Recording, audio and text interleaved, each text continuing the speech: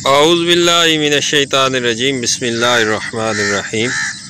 हकीम मियाँ मोहम्मद हसन मतब हसन की वसातत से आपकी खिदमत में हाज़िर है। ये जो बूटी आप देख रहे हैं इसे दोदी के नाम से जानते हैं, दोदी खुर्द।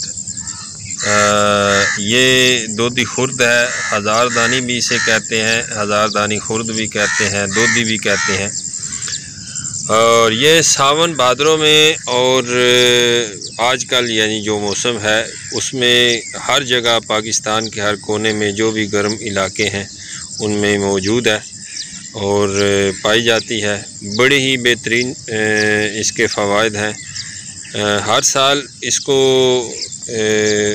ज़ाया कर दिया जाता है इसके फ़वाइद से नावाकिफ़ होने की वजह से।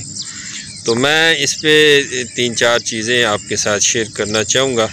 ये 2 किस्म की होती है। ये दोदी कलां है, ये दोदी कलां है, ये जो बड़ा बूटा है ये दोदी कलां का है और ये दोदी खुर्द है।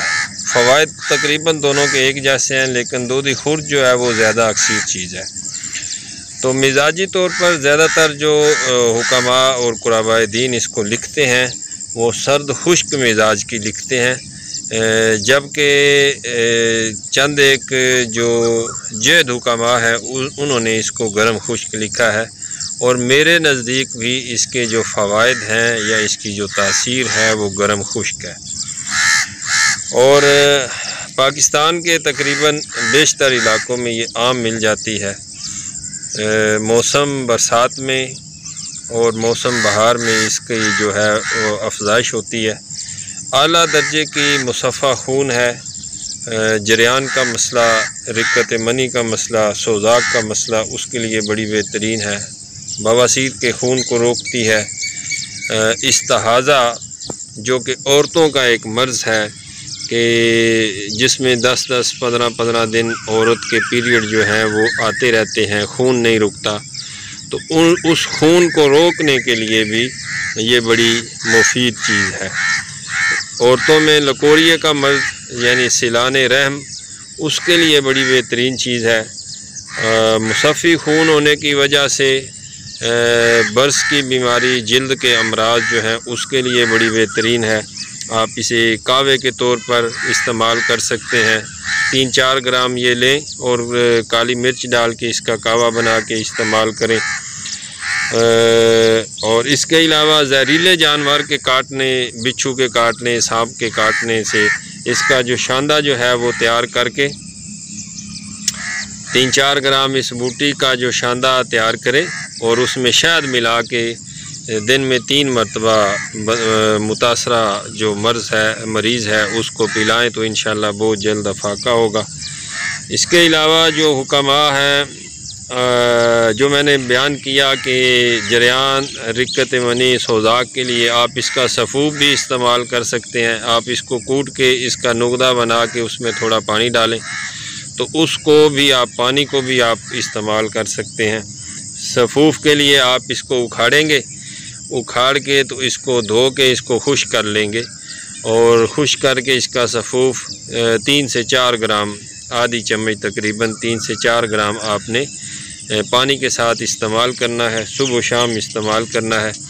और हुक्मा इसको कुश्ता साजी में भी इस्तेमाल करते हैं। चांदी का कुश्ता हो गया, कली का कुश्ता हो गया। 150 ग्राम इसका नुगदा बनाएं, उसमें 20 ग्राम कली रखें या 20 ग्राम चांदी रखें, चांदी का पाउडर रख के उसको 25 किलो की आग दें तो एक ही आग में, एक ही आंच में ये कली को और चांदी को कुश्ता कर देता है, जो कि सोज़ाक के लिए, जरियान मनी के लिए, सूरत अंजाल के लिए, ज़कावत हिस्स के लिए और रिक्कत मनी के लिए इस्तेमाल की जा सकती है।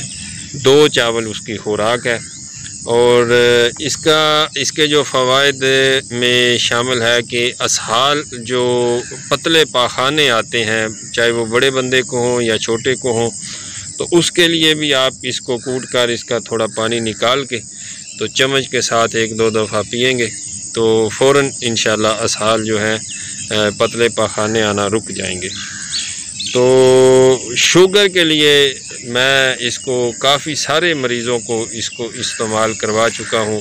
इसको उखाड़ के धोकर इसका खुश्क कर लें। इसको खुश्क करके पाउडर कर लें।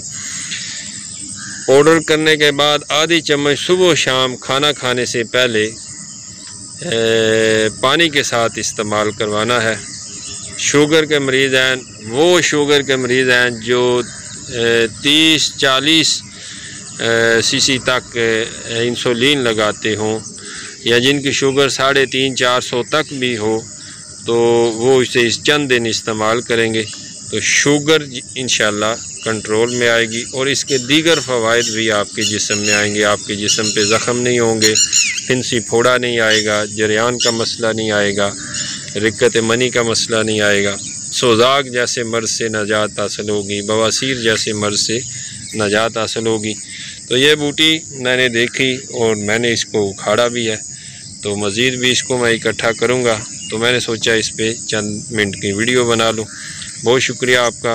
वीडियो को लाइक कीजिए, वीडियो को शेयर कीजिए, ताकि हर एक मुसलमान का, हर एक बंदे का, उम्मत मुस्लिमा का फ़ायदा हो। बहुत शुक्रिया आपका। फी मान।